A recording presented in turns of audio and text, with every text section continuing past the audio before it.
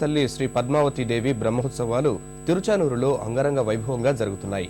4వ రోజైన ఇవాళ అమ్మవారు కల్పవృక్ష వాహనంలో తిరుమాడ వీధుల్లో విహారం చేశారు. దివ్యాభరణాలతో సుగంధభరిత పూమాలలతో బంగారు కల్పవృక్ష వాహనంపై ఊరేగిన అమ్మవారిని చూసి భక్తులు పులకించిపోయారు. చలని కూడా లెక్క చేయక పెద్ద సంఖ్యలో భక్తులు అమ్మవారిని దర్శించుకున్నారు. కర్పూర హారతులు సమర్పించారు. గజరాజులు, అశ్వాలు ముందు కదులుతూ ఉంటే ఆ వెనుక ఉత్సాహంగా కోలాటాలు ఆడుతూ సంకీర్తన గానం చేస్తూ భజన బృందాలు తిరువీధుల్లో సాగారు. పాలక మండలి చైర్మన్ కనుమూరి బాపిరాజు, కార్యనిర్వహణాధికారి ఎల్వి సుబ్రహ్మణ్యం వారితో జత కలిశారు. శాసన సభాపతి నాదెండ్ల మనోహర్ తిరుచానూరుకు వచ్చి అమ్మవారిని దర్శించుకున్నారు.